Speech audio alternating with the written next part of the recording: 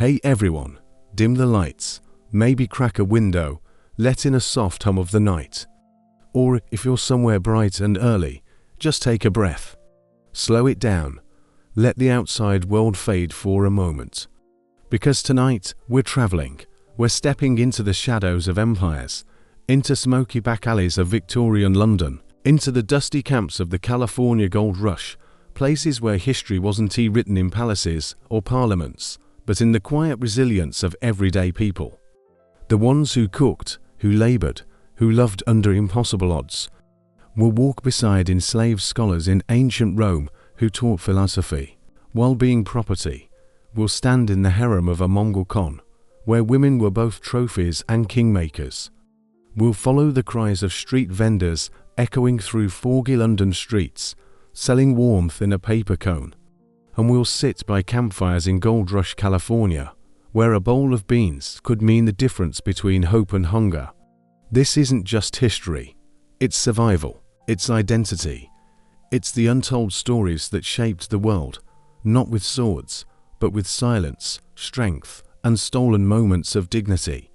So before you get comfortable, take a moment to like the video and subscribe, but only if you genuinely enjoy what I do here.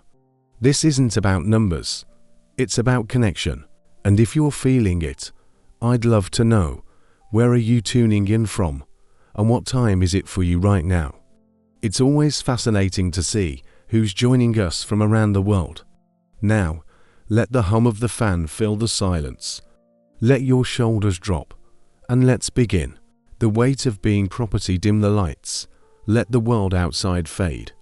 This isn't just history, we're stepping into its memory. Memory etched in silence, in unspoken pain, in names erased by time. We're going to ancient Rome, not the marble temples, not the triumphant arches, but beneath them. Into the shadows where people lived not as citizens, but as things. Because tonight, we talk about what it meant to be enslaved in Rome, and not from the perspective of emperors or armies, but from the quiet breath of those who served wine with trembling hands, whose bodies were not their own, whose love could be sold at auction like furniture. Let's begin with a single word, race. A Latin noun. It means thing, a bench. A lamp, a goat, and yes, also, a slave. In Roman law, you were not a person if you were enslaved. You were property, no rights, no legal identity. You didn't exist in the eyes of the state not as someone who could own, inherit, testify, or marry. You were a res mancipi, a thing subject to ownership. That was your definition, not by cruelty, not by accident, but by design. And because you were property, your owner could do almost anything. Beat you, yes, sell you, constantly, brand you, common practice. Gamble you away in a dice game.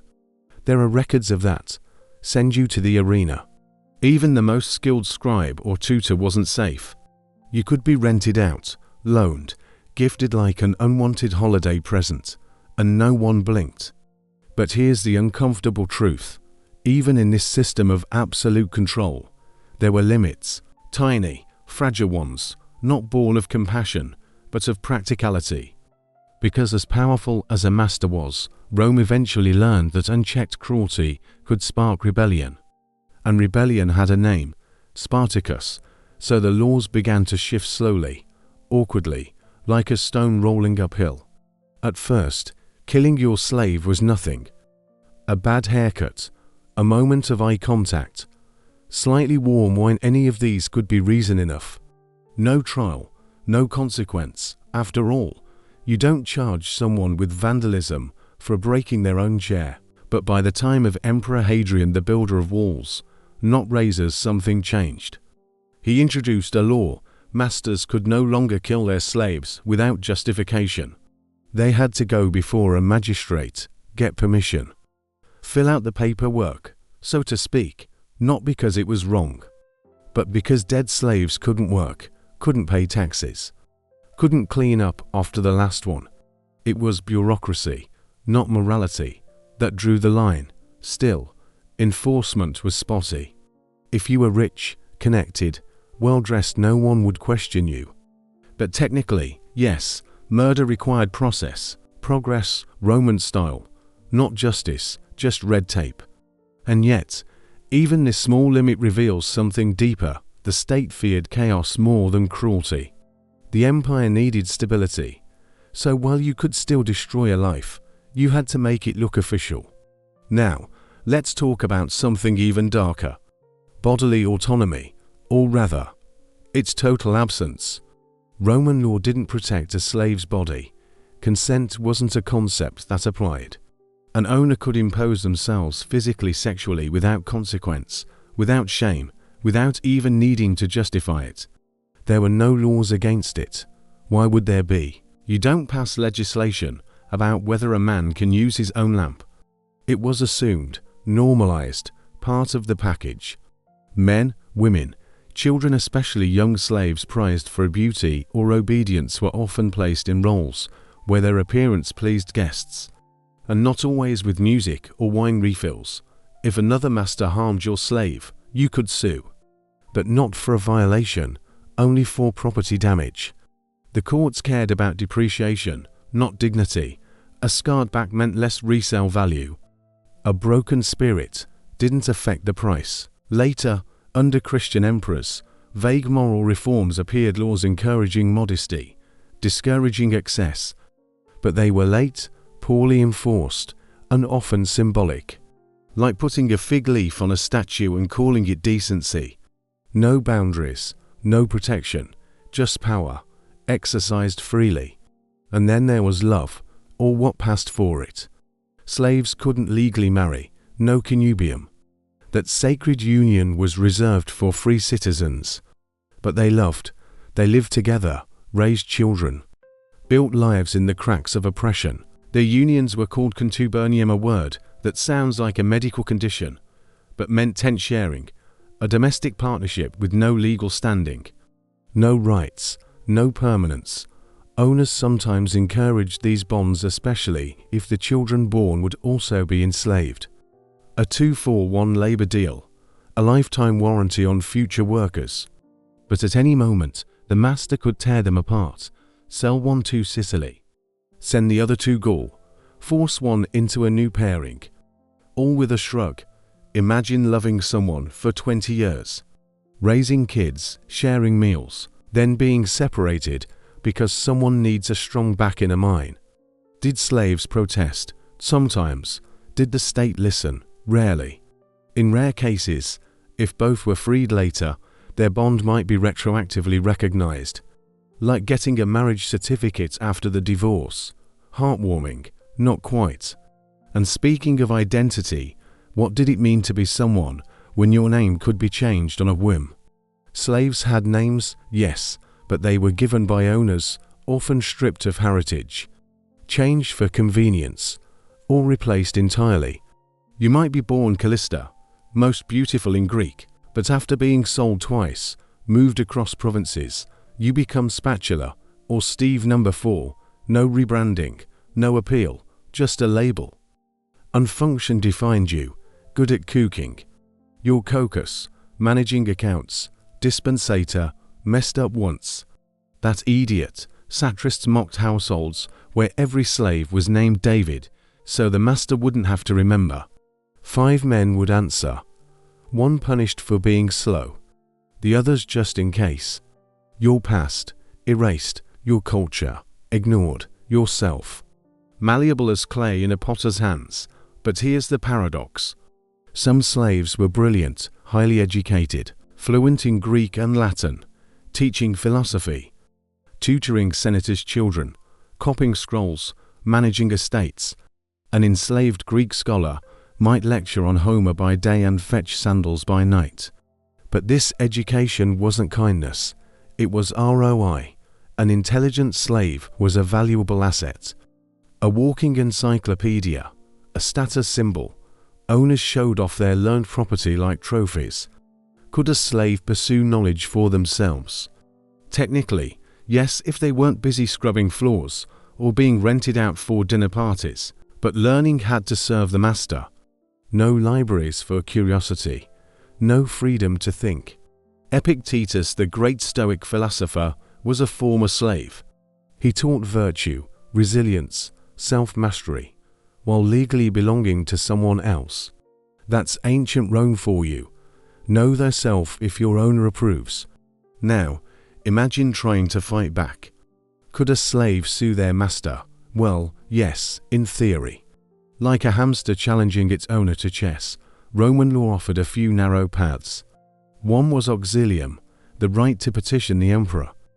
A slave could throw themselves at the feet of a statue, beg for intervention, but only in extreme cases brutal torture, sexual abuse beyond even Rome's low standards. Most never dared. Another option, appeal to the aediles magistrates who handled markets and public order. But only if you were a hired out slave, and only if your treatment made Rome look bad. Justice wasn't about fairness, it was about image. Even the infamous jus verbarandi, the master's right to beat their slave, had blurry limits. Hadrian tried to curb excessive cruelty, but excessive was relative.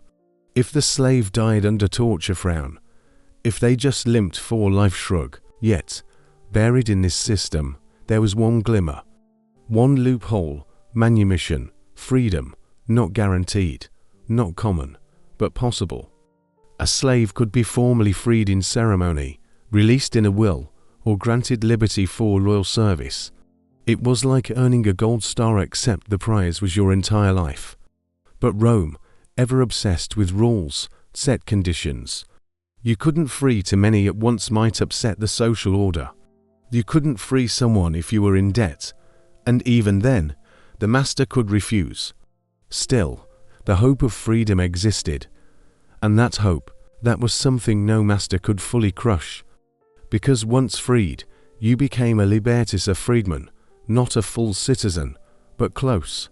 You could own property, start a business, even own slaves yourself. Yes, some freedmen open their own correctional facilities, twisted, absolutely.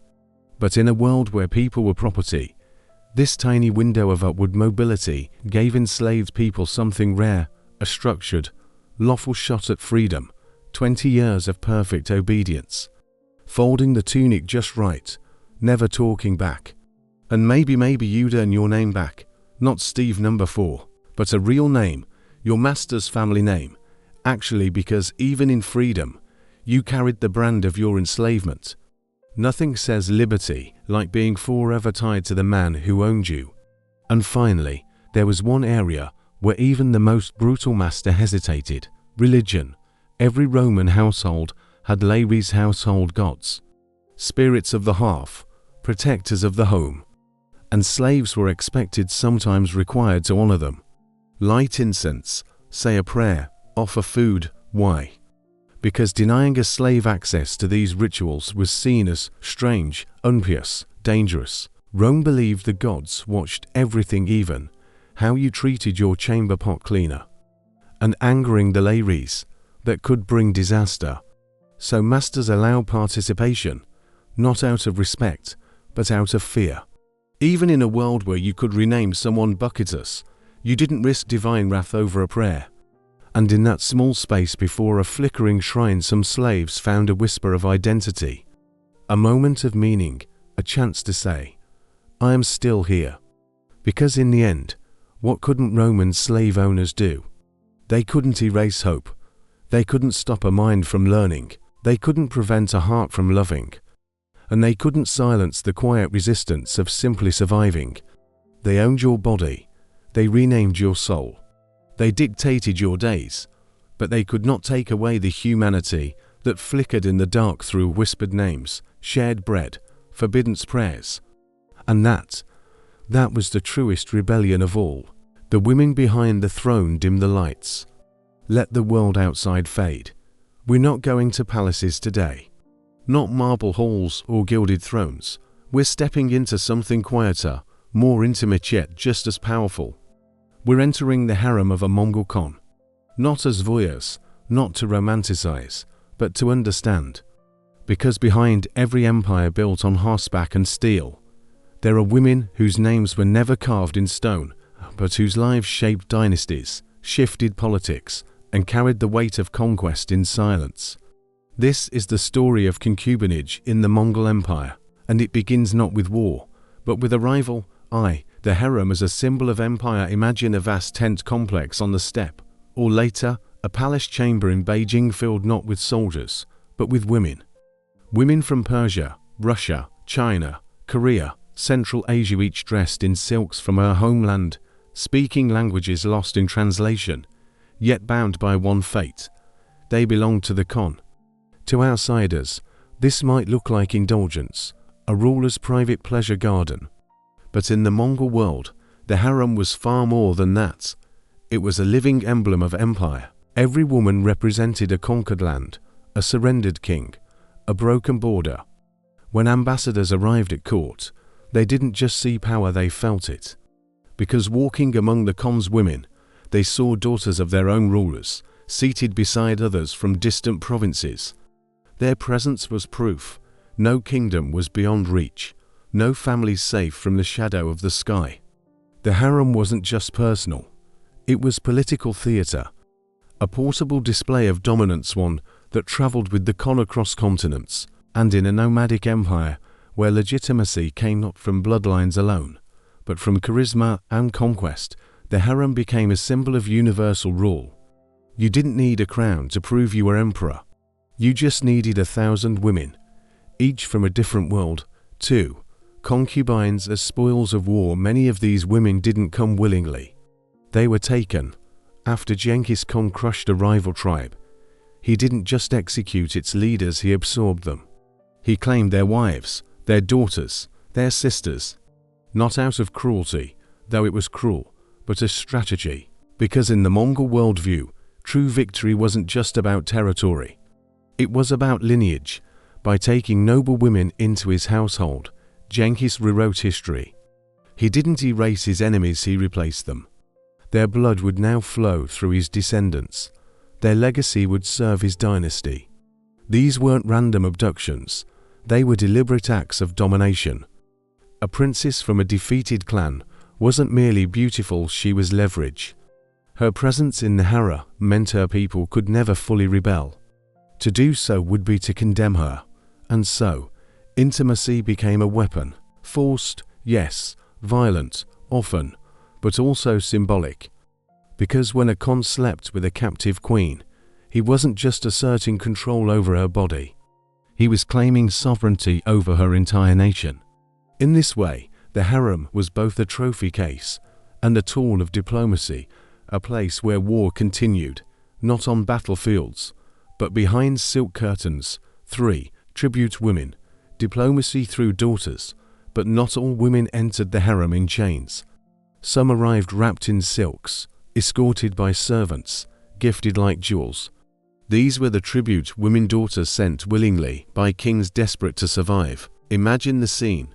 An envoy bows before Ogedei or Kubari Khan, offering not gold, not horses, but his most prized possession, his daughter. She steps forward, eyes lowered, dressed in royal finery. To him, she's a shield. To the Khan, she's a treaty.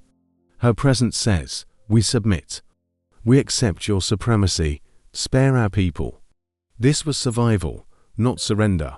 For rulers facing the unstoppable tide of Mongol cavalry, sending a daughter was the last line of defense. And the Mongols understood the weight of such gestures. A tribute woman wasn't just a concubine. She was proof that another kingdom had knelt, that its future was now tied to the will of the Khan. And while some of these women lived in luxury, their lives were still not their own. Their comfort was conditional. Their safety depended on favor.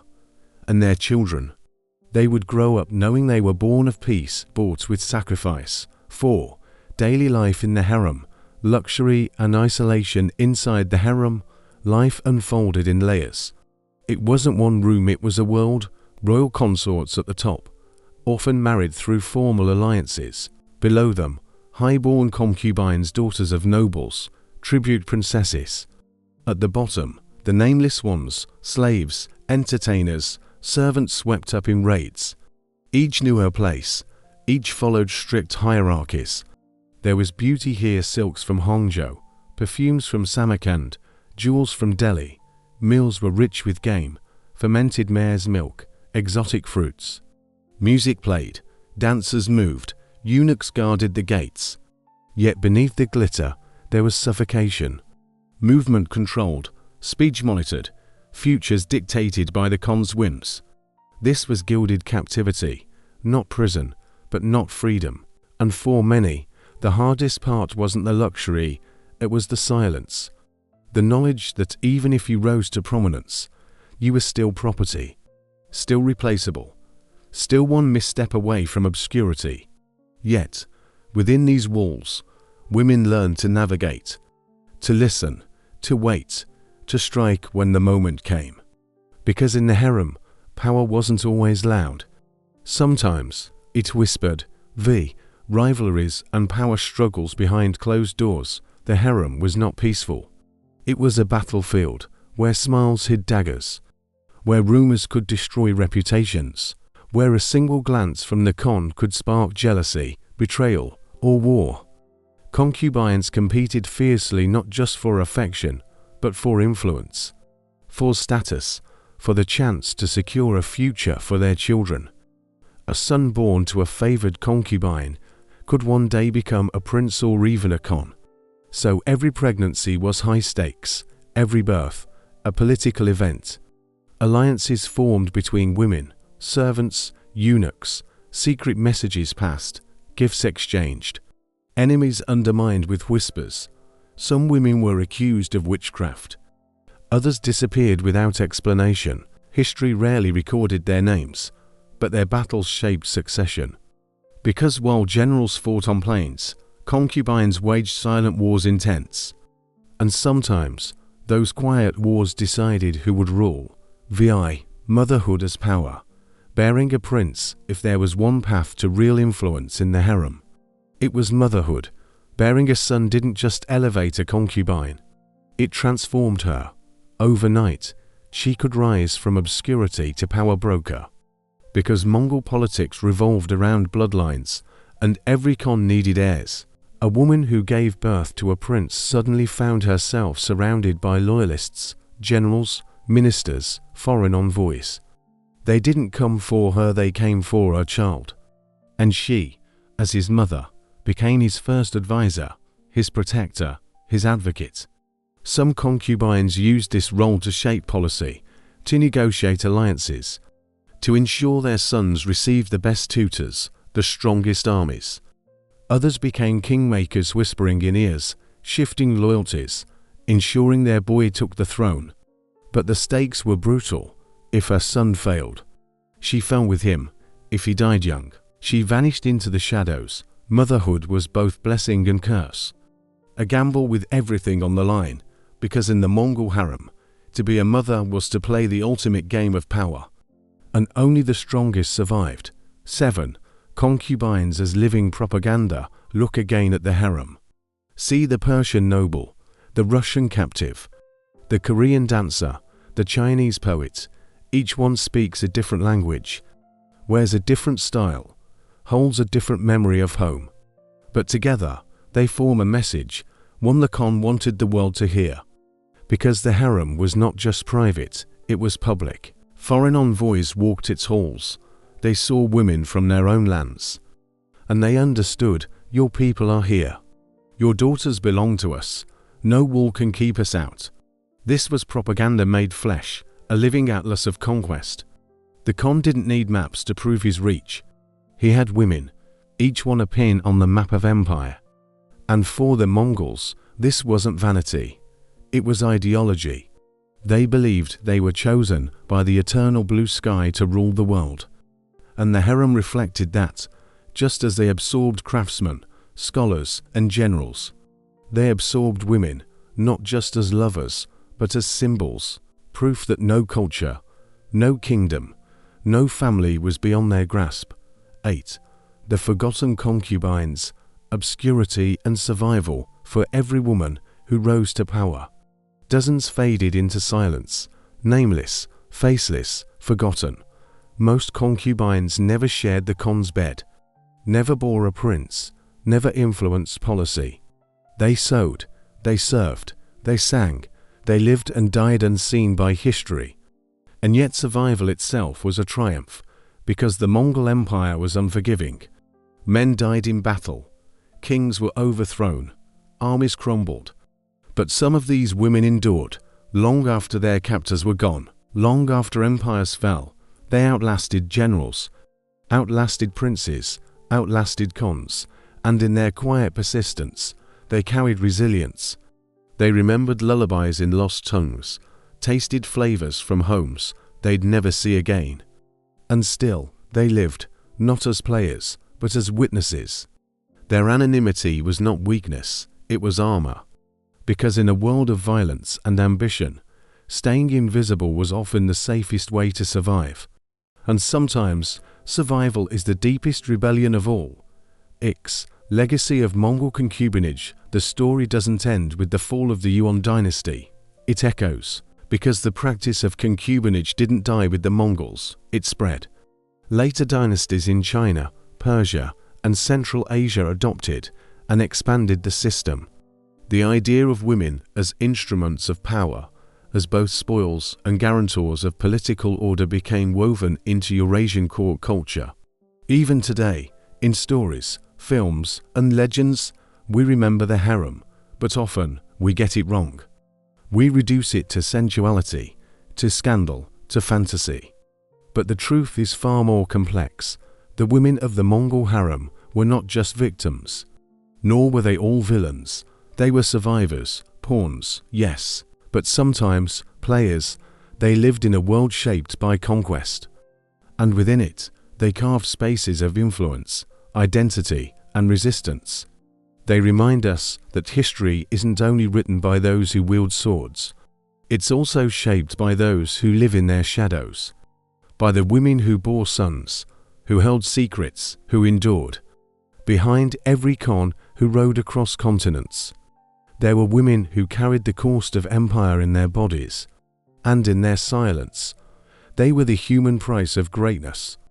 And perhaps its most enduring legacy, the city that ate on the run, dim the lights, let the hum of the fan fill the silence. Breathe in, can you smell it? Not coal smoke, not damp cobblestones, not the Thames at low tide, though that's certainly present. No, this is different.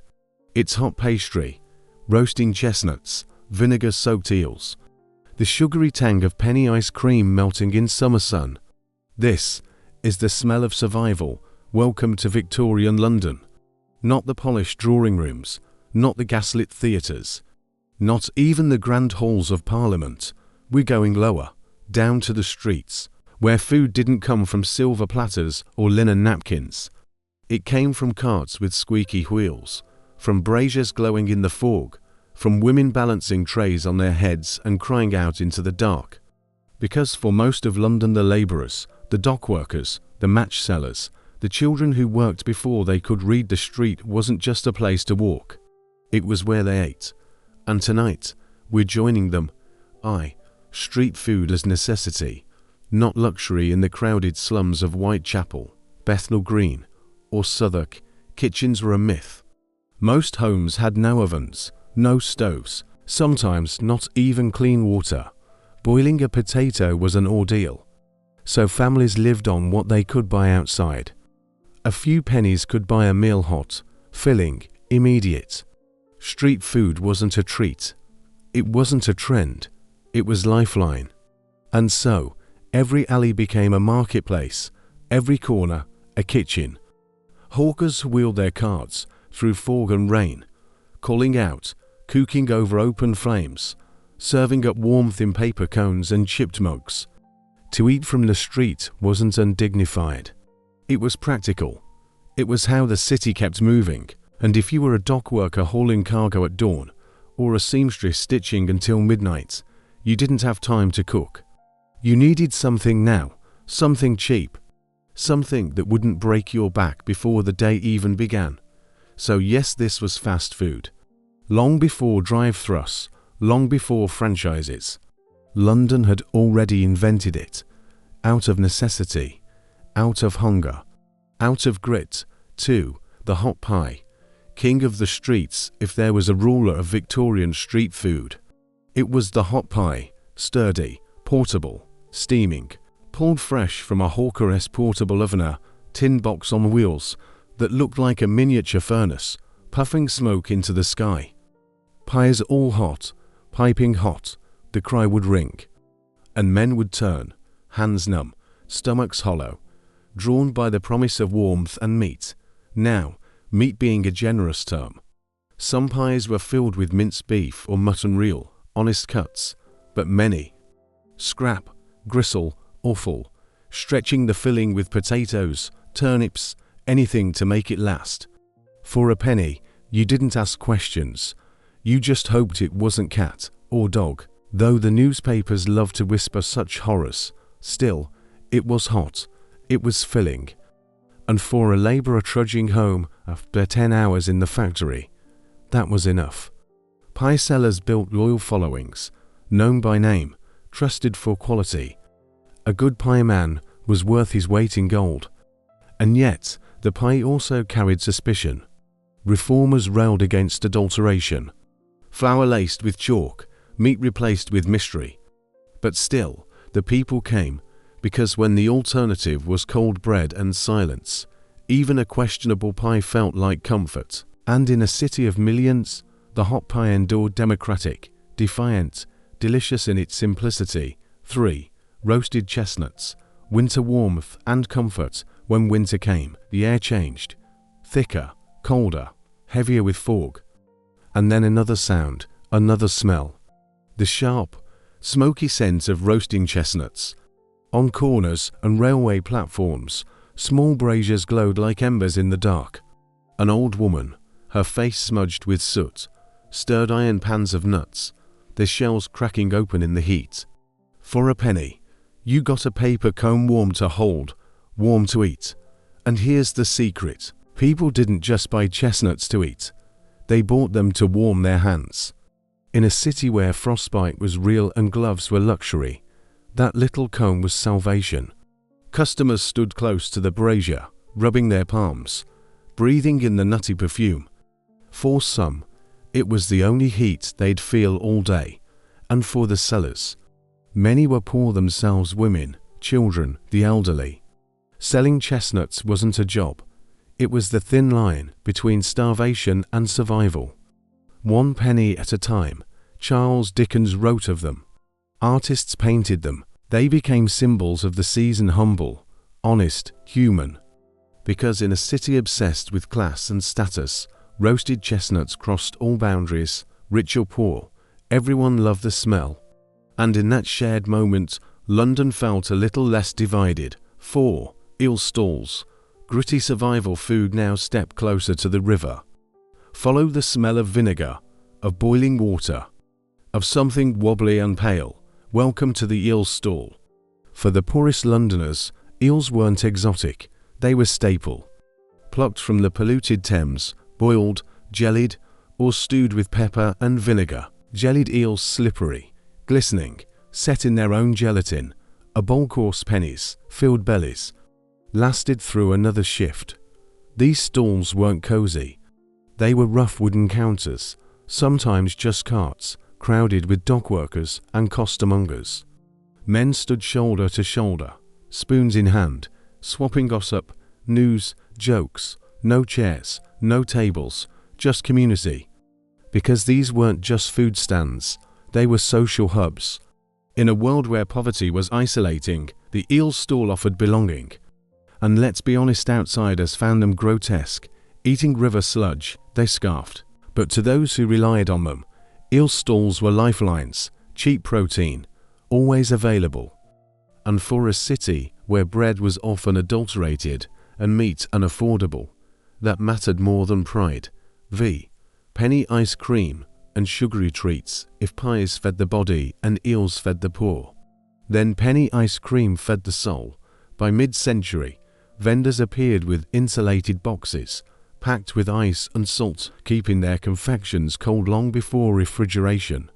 For 1 copper coin, a child could get a scoop of lemon or strawberry ice crewed, icy, maybe half milk and sugar syrup, but magical all the same. Served in reusable glasses, rinsed briefly, if at all passed from hand to hand. Hygiene, questionable, joy guaranteed. Summer nights turned into impromptu carnivals. Children pressed their noses to trays of candy peppermint rock, licorice sticks, toffee drops. Hawkers sang out, jingled bells, performed rhymes. These weren't just sweets, they were escapes from work, from cold, from a life that gave little back. Reformers hated them. Moral decay, they cried, distracting children from thrift. And yes, some candies were colored with lead or copper sulfate, poisonous, deadly, but still, the trade thrived, because in neighborhoods where kids sold matches on the street, a penny spent on ice cream wasn't indulgence. It was childhood, fleeting, precious, necessary, and in that tiny spoonful of sweetness, hope survived. VI, ginger beer and coffee stalls, drinks of the people. Food wasn't the only thing sold on the go. Drink was just as vital, especially when the tap water could kill you. Enter ginger beer, not the flat soda of today, but a fermented brew with a kick, tangy, fizzy, mildly alcoholic. Sold from stone bottles with corks, it was refreshment with a buzz. Parents worried it would lead children astray. But for workers, it was safer than water and tasted better too. Then there were the coffee stalls, appearing before dawn, their brass urns steaming in the fog. For a halfpenny, you got a cup of bitter, molasses-sweetened coffee, thin, weak, but hot. And in a city where men started shifts at 4 a.m., that heat was everything. Alongside coffee, rolls, eggs, cake, simple, quick, sustaining. These stalls were the first fast food breakfast spots, convenient, affordable, always open. Critics called them dens of idleness, but for night shift workers, they were sanctuaries, a place to thaw, to refuel, to remember you were human. 7. The cries of the hawkers, soundtrack of the city. Close your eyes, listen, not to carriage wheels, not to factory whistles. Hear the voices. Chestnuts all warm and ready, pies all hot, piping hot. Ice cream, lovely ice cream. Each vendor had a cry, unique, rhythmic, almost musical. Some rhymed, some sang, some used humor, poking fun at rivals or customers. These weren't just advertisements, they were performances. And Londoners didn't just hear them, they recognized them. The ice cream man's call meant summer. The coffee seller's shout signaled dawn. The eelman's growl marked supper time.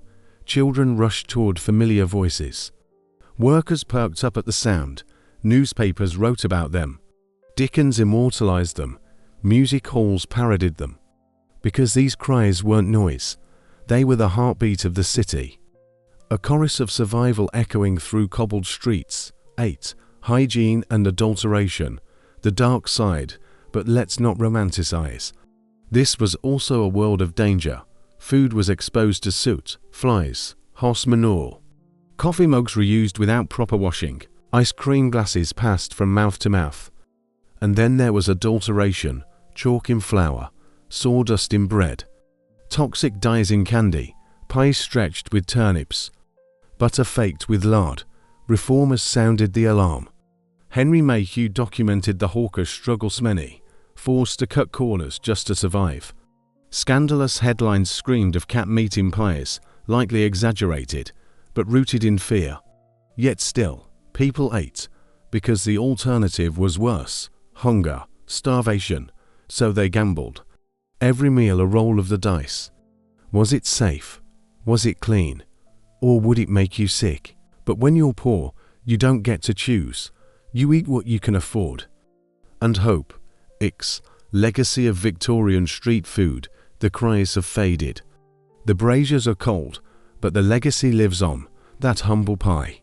It evolved into pie and mash shops still found in East London. Jellied eels, a badge of identity, a taste of heritage. Penny ice cream, a precursor to mass-produced ices, a summer staple across Britain. And the idea of eating on the go, that was born here, in the foggy alleys of Victorian London. This was the birth of convenience food, of grab-and-go dining, of the belief that food should be fast, cheap, and accessible. It laid the foundation for fish and chips, cafes, diners, and eventually fast food. But beyond dishes, it left something deeper, a cultural rhythm. A reminder that food isn't just sustenance. It's community. It's theatre. It's survival.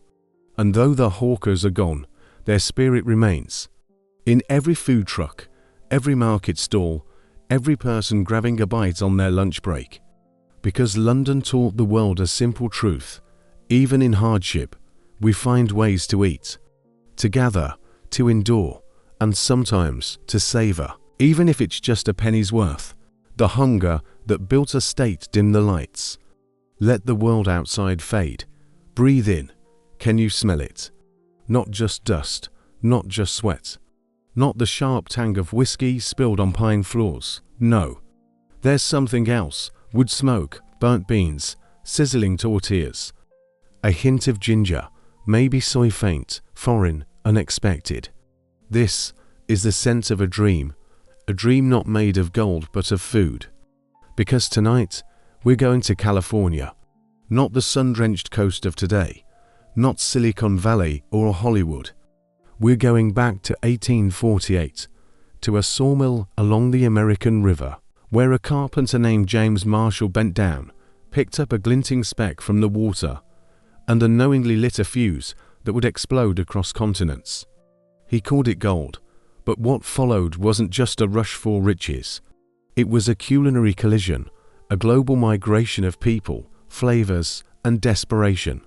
And in the chaos of mining camps, saloons, and frontier towns, something remarkable happened. While men dug for fortune in the dirt, they built a new way of eating with their hands. This is the story of the California Gold Rush and how hunger shaped a state. The Gold Rush begins.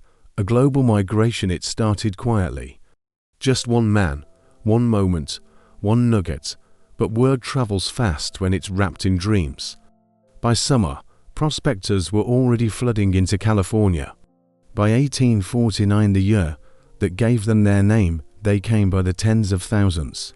The 49ers, farmers from Ohio, sailors from Chile, miners from Australia, dreamers from every corner of the globe. They crossed deserts, they sailed around Cape Horn, they abandoned ships in San Francisco Bay, leapt ashore, and vanished into the hills. San Francisco. It wasn't a city yet, just a sleepy village of a few hundred souls. Within months, it became a roaring beast. Tents, shacks, saloons, brothels popping up like mushrooms after rain. Its harbor clogged with ghost ships, their crews gone, lured inland by whispers of wealth beneath the soil. But here's the truth they didn't tell you back east: gold wasn't guaranteed. Luck was rare, but hunger, that was universal. Every man who arrived with a pickaxe also arrived with an empty stomach. And so, while some panned for flakes in icy rivers, others began to feed them, and in that simple act, cooking, selling, sharing, something far more lasting than gold was born. A food culture, wild, improvised, born of necessity, and as diverse as the people who carried it, too. The prospector's diet, beans, bacon, and bitter coffee. Step into a mining camp at dawn. The air is cold, the ground is muddy, the silence is broken only by the clink of pans and the low mutter of tired men. Breakfast is ready. What's on the menu? Beans, boiled, salted, endlessly repeated. And beside them, bacon, tough, greasy, rationed. And a cup of coffee, bitter, burnt, boiled over an open fire. This wasn't cuisine. It was survival. Flour was precious, so expensive that a single barrel could cost its weight in gold, literally. Fresh vegetables, nearly impossible. Fruit, a myth. Weeks passed without a single green thing on a plate. Scurvy crept in, bleeding gums, swollen joints, weakness. Men dropped from exhaustion, not from lack of effort, but from lack of vitamin C. When lucky, a miner might find onions or potatoes shipped in at outrageous prices, sold at auction like luxury goods. But most days, it was beans for breakfast, beans for lunch, beans with a scrap of pork for dinner. Monotony was the price of the frontier, and taste. Taste was a luxury no one could afford. Complaints were common, but calories mattered more than flavor. So they ate and dreamed of gold, of home, of anything that wasn't beans. 3. Food prices and merchant economy. Now imagine this. You've been digging all day. Your back aches, your hands are raw, you finally strike something small, but real. A speck of gold. You take it to town, trade it for supplies. And then you see the prices. An egg costs $1. That's over $30 today. A loaf of bread, worth its weight in gold dust. Fresh butter, almost mythical. Coffee, so expensive that some camps reuse the grounds 3 times each brew, weaker, darker, more bitter than the last. Why? Because supply couldn't keep up. Tens of thousands poured into California overnight. But there were no farms, no mills, no roads. Every bag of flour, every barrel of beans, had to be shipped overland across mountains, or by sea around Cape Horn, a journey of weeks. By the time it arrived, the markup was astronomical. And someone had to pay. So who won the gold rush? Not the miners, the merchants, the bakers, the brewers, the butchers. The man who hauled flour into a remote camp could charge whatever the market would bear. And the market, it was starving. So yes, feeding miners was often more profitable than mining itself. Levi Strauss didn't make his fortune in gold. He made it selling denim to men who needed pants that wouldn't fall apart. And countless others built empires selling bread, beer, and hot meals to hungry 49ers. In a land obsessed with instant wealth, the real fortune was in feeding the dreamers. IV. Immigrant food cultures, a fusion frontier. But the gold rush wasn't just American, it was global. By 1850, San Francisco was a melting pot crowded with men from Mexico, Chile, Peru, China, France, Germany, Italy, Australia. And they didn't just bring picks and shovels. They brought recipes, traditions, flavors. From Latin America came tamales, corn dough stuffed with spiced meat, wrapped in husks, steamed over fire, spicy, filling, portable, sold in camps and towns alike. Chili peppers, virtually unknown in Anglo cooking, found their way into stews, cutting through the monotony of salt pork and boiled beans. Then came the Chinese immigrants, thousands arriving in the early 1850s. They brought rice, soy sauce, dried mushrooms. Techniques for stir-frying and steaming. Their ability to make satisfying meals from scraps impressed even skeptical miners. Though discrimination forced them into segregated quarters, their food spread. One bowl at a time, Europeans added their own touch. Italians baked crusty bread. French opened bakeries, bringing pastries and cafe culture. Germans brewed beer, made sausages. Even Australians contributed, adapting frontier recipes with ingenuity. And here's the miracle. There was no authentic cuisine, no strict rules, just improvisation. A Chinese cook seasoning wild game with ginger and soy. A Mexican miner pressing tortillas from California corn. A Frenchman making stew with local onions and herbs. What emerged wasn't tradition. It was fusion, born not in fancy kitchens, but in dirt floor shacks, over campfires, in the middle of nowhere, long before fusion became a buzzword. The gold rush was living it, one tamale, one bowl of rice, one shared meal at a time. Saloons and restaurants, civilization on the frontier. As camps grew, something else appeared, not just tents, but buildings, and with them restaurants, saloons, boarding houses. For men sick of beans and loneliness, these places offered more than food. They offered civilization. San Francisco became the epicenter. Luxurious restaurants served oysters from the East Coast, champagne from France, exotic fruits from Hawaii. For the few who struck it rich, dining out was a way to show off success. But most places were humbler. Saloons ruled the frontier. They were bars, eateries, social hubs. A miner could stumble in, order steak, potatoes, fried fish if he could afford it. More often, it was simple stews, salted pork, washed down with whiskey or beer.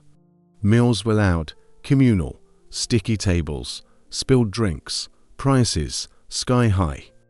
A single dinner could cost several days' wages, but demand never faltered. After weeks of camp food, the chance to eat something freshly cooked, in company, was priceless. These places weren't just about feeding bodies. They were where men gambled, traded news, forged partnerships, where dreams were whispered over mugs of ale, and where entrepreneurs realized feeding miners was the real gold mine. Bakers, brewers, butchers, many became wealthier than the men in the rivers. These early establishments laid the foundation for California's restaurant culture, chaotic, vibrant, unapologetically mixed. They proved that even in the wilderness, people craved more than survival. They craved community, VI, women, and the kitchen economy. We remember the gold rush as a man's world. Muddy boots, bearded faces, saloons full of gamblers. But behind the scenes, women were reshaping everything. Few in number, yes, but immensely powerful, because in a land of 90% men, a woman who could cook, bake, or wash clothes could command astonishing prices. Some ran boarding houses, clean, warm, orderly spaces where miners paid top dollar for a decent meal and a clean bed.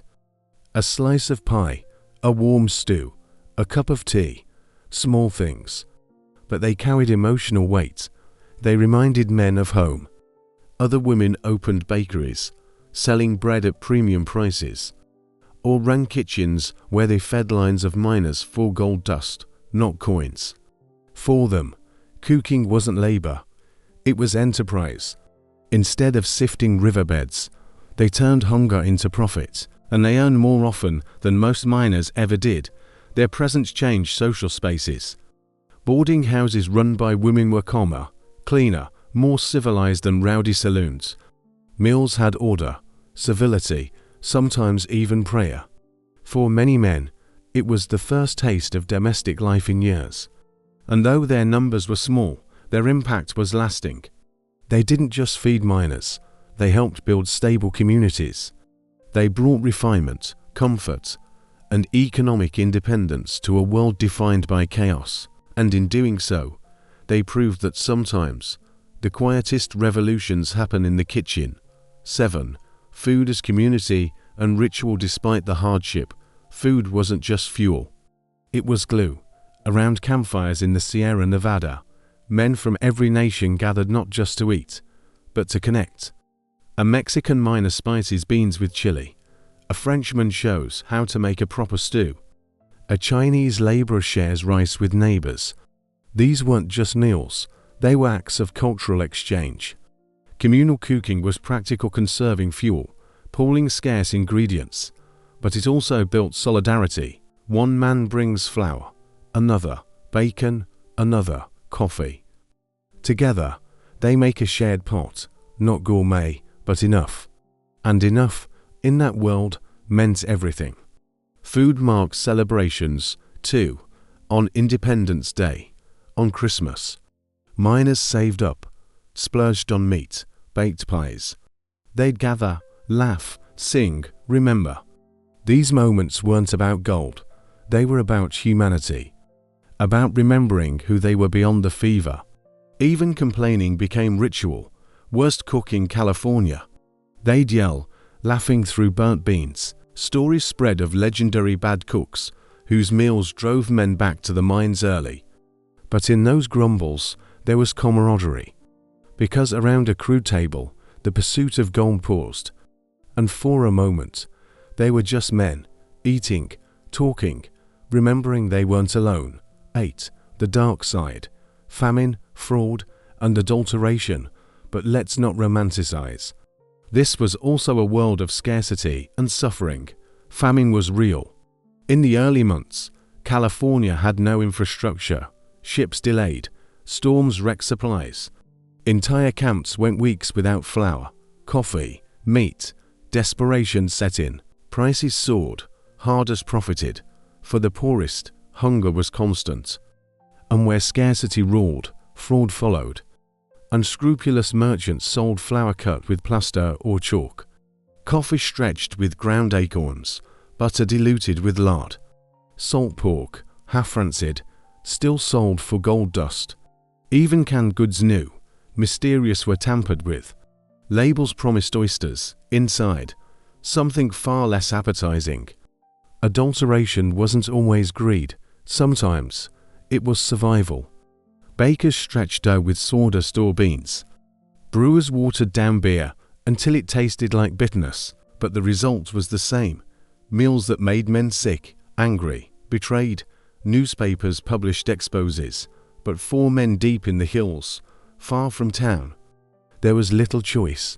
If you were hungry enough, you ate whatever was in front of you, even if it was chalk in bread, sawdust in coffee, fake oysters in a tin. In a land obsessed with gold, food became another frontier for fraud, and every meal was a gamble. Would it nourish or poison, just like panning for gold? Closing, when the frenzy faded in the 1850s, most miners left empty-handed. But the food culture they built, it stayed, because the real treasure wasn't in the rivers. It was in the kitchens, the stalls, the campfires.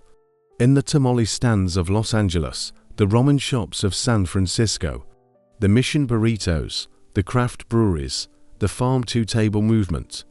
All echoes of that chaotic, hungry, brilliant time. The gold rush taught us something profound. Hunger shapes history as much as gold fever. It builds communities. It sparks innovation. It turns strangers into neighbors, one shared meal at a time.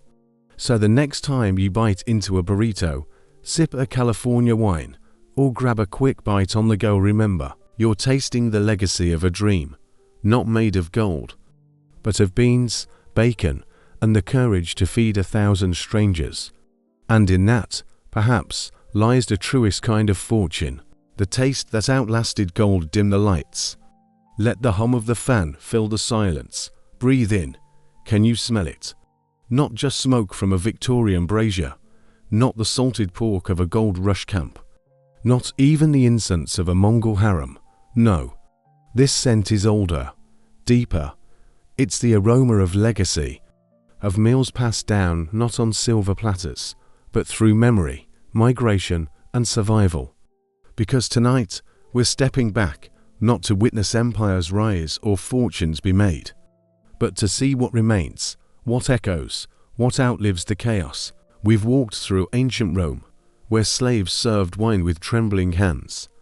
We've stood in Mongol tents, where women shaped dynasties in silence. We've wandered foggy London streets, where a penny brought warmth in a paper cone. We've followed miners into the wilds of California, where hunger was as real as gold dust.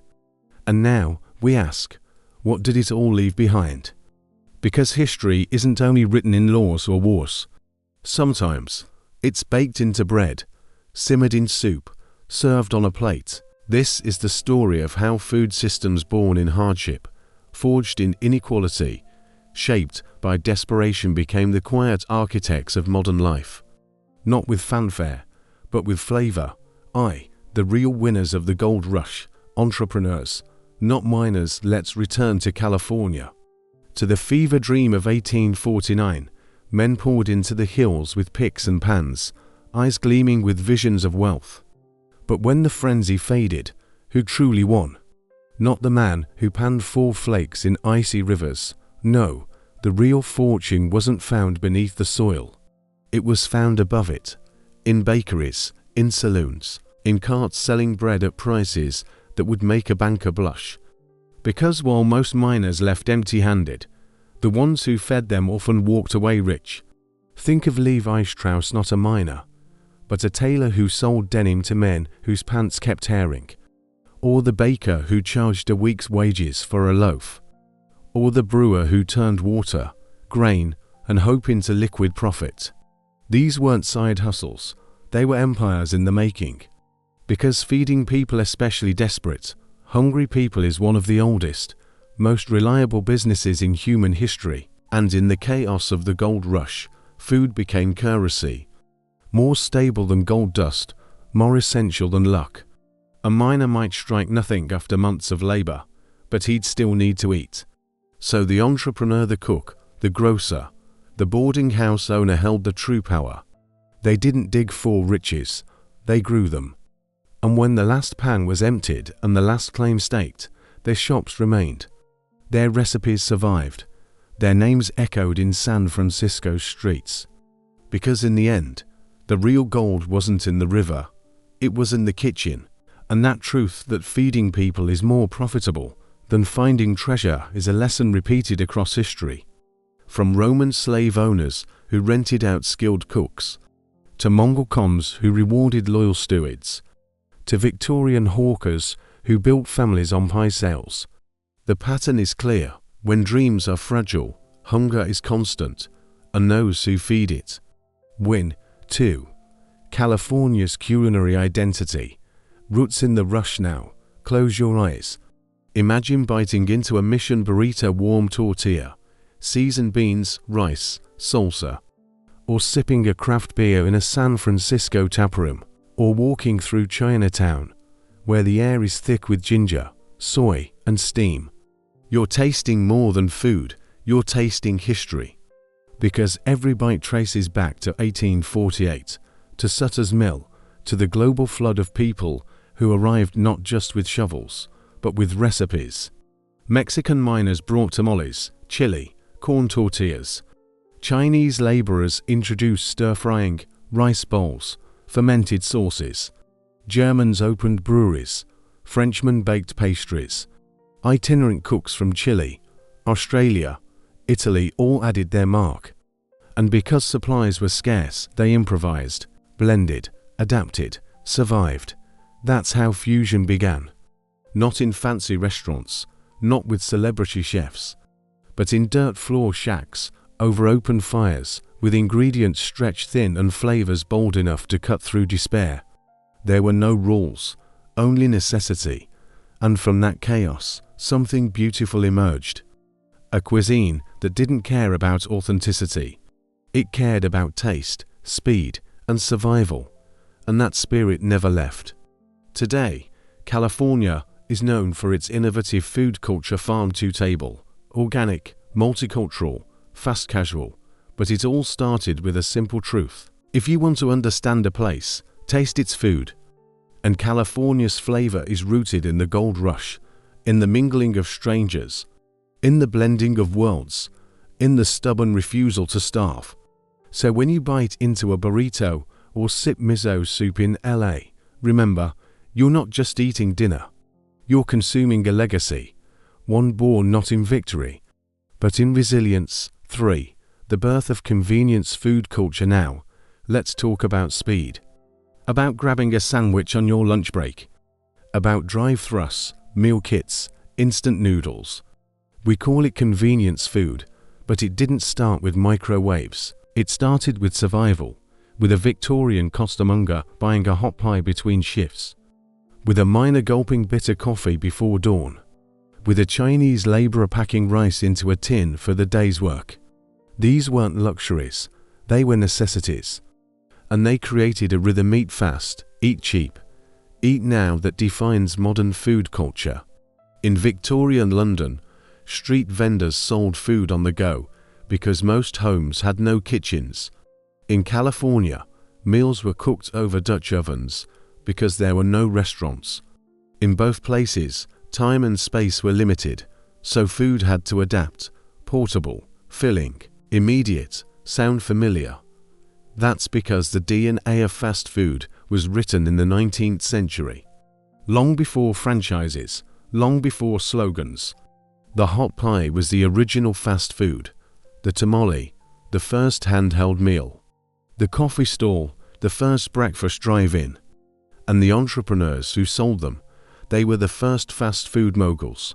They understood what corporations would later perfect. People don't just eat to live. They eat to keep moving. In a world of long hours, low pay, and little rest, food couldn't be an event. It had to be fuel. And so, the culture of grab and go was born, not from laziness, but from urgency. And today, when you order delivery at midnight or grab a protein bar on your way to work. You reliving out a story that began on a foggy London corner or a dusty mining trail.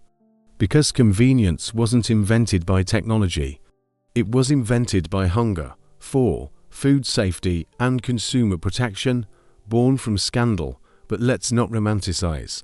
This legacy has shadows. Because where there is hunger, there is also fraud. Remember the Victorian pie filled with chalk, the coffee stretched with acorns, the ice cream served in glasses wiped with a dirty rag, or the gold rush flour laced with plaster. These weren't rare horrors, they were commonplace. Because when demand outpaces supply, corners get cut, and people suffer. Children got sick. Workers collapsed, some died, and yet they ate anyway. Because the alternative was worse, hunger, starvation, so they gambled, every meal a roll of the dice. Was it safe, or would it poison you? But slowly, voices rose. Reformers like Henry Mayhew documented the conditions. Journalists exposed adulteration, doctors sounded alarms, and the public, finally, demanded change. Laws followed, regulations, inspections, the idea that you have the right to know what's in your food that didn't come from kindness. It came from outrage, from scandal, from graves filled with the malnourished and poisoned. And so, the modern food safety system labels, expiration dates, health codes was forged in crisis. Born from the very dangers of the past, every time you check an ingredient list, every time you trust a restaurant's rating, you're benefiting from the suffering of those who came before. Because progress rarely starts with peace, it starts with pain. And the fight for clean food, like the fight for dignity, was hard one. V hunger as a historical force, and so we arrive at the final truth. One often overlooked. Hunger is not just a personal experience.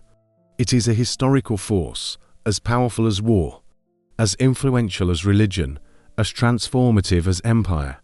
Because hunger shapes societies. It drives migration. It sparks innovation. It builds communities. When miners shared a pot of beans, they weren't just eating, they were farming bonds. When a mother in the Mongol harem saved scraps for her son, she wasn't just feeding him, she was protecting a future. When a Victorian child poured pennies for ice cream, he wasn't just indulging, he was claiming joy in a world that gave him little. Hunger doesn't just affect the body, it affects identity, economy, culture. It decides who wins, who survives, who remembers, and what they pass on. So the next time you sit down to eat, pause, not just to give thanks, but to reflect. Ask yourself, where did this meal come from? Whose hands prepared it? Whose struggle made it possible? Because every bite carries a story of conquest, of survival, of love, of loss, and of the quiet, enduring truth. We are what we eat, not just in body, but in soul and in history. Closing, so dim the lights a little longer. Let the hum of the fan linger. Because the journey isn't over. We've walked through empires, through kitchens, through centuries, and we've seen that food is never just food. It is memory, it is power, it is resistance, it is legacy. And though the hawkers have gone silent, the miners have laid down their picks, the concubines remain unnamed, their impact remains. In every meal, in every flavor, in every bite. Because history doesn't always shout, sometimes it feeds us. The hidden architecture of story dim the lights. Let that soft hum of the fan fill the silence. Breathe in, now, pause. Because tonight isn't just another journey through history. Tonight, we step behind the curtain. We pull back the veil. We're not going to ancient Rome, or Mongol tents, or gold rush camps. We're going somewhere quieter, deeper. We're going into the structure of this very story. Because while we've walked through empires, tasted street food, and listened to the cries of hawkers, we haven't yet asked, how does any of this stick? Why do you still feel the chill of a Victorian winter when I mention roasted chestnuts? Why can you almost hear the sizzle of beans over a miner's campfire? Why, after 10 minutes of talk about Roman law, do you still care? It's not just facts. It's not just words. It's craft. And tonight, we'll trace the invisible lines, the quiet rhythms, the subtle cues, the deliberate choices that turn information into immersion. This is the bonus episode, not because it's extra, but because it reveals how the magic works. So dim the lights a little more, lean in, and let's begin. Opening hook, dim the lights. Set the mood. It starts before a single word is spoken, before the first fact, before the first name. It starts with an invitation. Dim the lights. That's not a suggestion, it's a ritual. Because from the very first line, this isn't meant to be watched like a lecture. It's meant to be felt, like a late-night conversation, like a secret shared in darkness, like a story told when the world has gone quiet. This opening hook, repeated across every episode, isn't random. It's architecture. It signals this is different. You're not just consuming content, you're entering a space, a mood, a moment. And by asking you to lower the lights, to listen to the hum of the fan, to take a breath, it pulls you out of your day, out of your distractions, into stillness. And in that stillness, attention becomes possible. You don't just hear the story, you settle into it. It's not flashy, it's not loud, but it's essential. Because no matter how powerful the tale, if the listener isn't present, there is no story, only noise. So yes, dim the lights. Because what follows only works when you're ready to listen. 2. Audience engagement prompt, the human connection. And then, just as you're drifting into that quiet space, we break the fourth wall. Before you get comfortable, take a moment to like the video and subscribe, but only if you genuinely enjoy what I do here. Wait, isn't that disruptive? Shouldn't we wait until the end? But that's the point. This isn't a cold broadcast, it's a conversation. And the prompt, framed not as a demand, but as a request, is designed to do something deeper than grow numbers. It builds intimacy by saying only if you genuinely enjoy this. It acknowledges you as a person, not a statistic. It says, I see you, I value your time, and I don't want your click, I want your presence. Then comes the real magic. And let me know in the comments where you're retuning in from and what time it is. Suddenly, you're not just watching, you're participating. You're adding your name to a global map, a Romanian student at 11 p.m, a New Yorker sipping tea at dawn, a teacher in New Zealand winding down after class. And when the creator later reads those comments, it closes the loop. It turns monologue into dialogue. This isn't marketing. It's community building, and in a digital world where connection is often simulated, this small gesture makes it real. Because history isn't just about the past, it's about who's remembering it. Right now, together. 3. Rhetorical questions as transitions now. Picture this. You're deep into a segment about Roman slavery. You've just learned that slaves could be renamed Spatula or Steve Number 4. And then suddenly you hear, could a slave sue their master? No answer, just the question hanging in the air. And then the story continues. That's not a mistake. It's a rhetorical pivot. These questions, repeated throughout each episode, are structural hinges. They don't demand answers. They demand curiosity. They interrupt the flow just enough to make you lean forward, to make you wonder, to make you think, could owners kill their slaves? What did marriage mean for enslaved people? How did concubines shape dynasties? Each one acts like a doorway. You walk through it, and suddenly, you're in a new room, a new idea, a new layer of the story. And because they're phrased as questions, they mimic the natural rhythm of human thought. Not, here is a fact, but, what if? That's how stories have been told for thousands of years around fires, in temples, under stars. And here, in this modern format, the same ancient tool is used to guide you gently from one truth to the next, without jarring cuts, without chapter titles. Just a quiet turn of a question, and you follow. Because who among us can resist wondering? IV, immersive scene setting, you are there now, close your eyes. Can you smell the roasting chestnuts? Do you hear the cry of the pie seller echoing down foggy streets? Can you feel the cold seep into your bones as a miner stirs a pot of beans? These aren't accidents, they're immersive scene setting. At key moments, the narration shifts from explanation to experience. Instead of saying, street vendors sold pies, it says, picture a cart with squeaky wheels, smoke curling from a tin oven, a man shouting, pies all hot, piping hot. You're not being told. You're being placed in Victorian London, in a Mongol harem, on a California riverbank. The language is sensory, not just visual but olfactory, auditory, tactile. You don't just learn about hunger, you feel it. This technique transforms dry history into lived reality. It bypasses the intellect and speaks directly to the imagination. And because emotion follows imagery, the lessons don't just stick, they resonate. Because you didn't read about a slave's identity being erased, you witnessed Callista become spatula. And that changes everything. The repetition of themes, the quiet chorus throughout these stories, certain words keep returning. Not by accident, they form a thematic chorus. Words like hope, survival, identity, silence, resilience.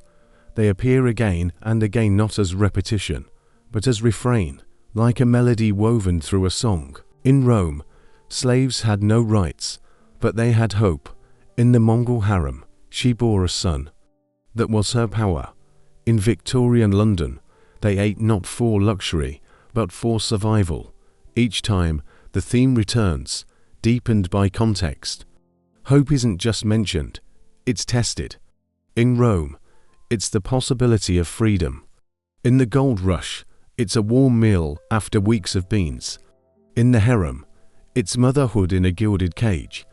This repetition isn't redundancy, it's layering. It shows how the same human needs dignity, love, belonging persist across time, place, and suffering. And by echoing these themes, the narrative argues something quietly but powerfully. History may change, but humanity, that stays the same. VI, irony and dark humor, the smile in the shadows, and then just when the weight threatens to crush you, comes a whisper of laughter. Dark, wry, unmistakable. Murder wasn't banned. It was just gently discouraged, like clapping between symphony movements, or renamed Steve number 4, or a gold star for obedience, except the reward is your entire life. This is historical irony in dark humor, a signature device. It doesn't mock the victims, it mocks the system. It uses satire to expose absurdity. Because sometimes, the only way to speak truth to power is with a raised eyebrow. When a Roman slave owner could legally destroy his property that needed paperwork to kill him, that's not just cruelty, it's bureaucratic farce. And pointing that out with a smirk makes it more visible, more damning. The humor isn't there to entertain. It's there to disarm, to catch you off guard, to make you laugh and then realize, wait, this isn't funny. This is horrifying. And in that split second, the truth lands harder, because laughter opens the mind, and once open, it can't unsee. Closing reflection. So now you see, this isn't just storytelling, it's architecture. Every dimmed light, every rhetorical question, every whispered joke, every sensory detail. They are not decoration, they are design, and together, they build a space where history doesn't just inform, it transforms, because the goal was never just to teach. It was to make you feel the weight of being property, to taste the sweetness of a penny ice cream bought with childhood, to understand that behind every empire, there are unnamed lives that carried its course, and the tools used. They're ancient, as old as Homer, as timeless as campfire tales, but repurposed for today, for you, for this moment. So the next time you hear, dim the lights, know it's not just an opener, it's an invitation to slow down, to listen, to remember that even in darkness, a story can light the way.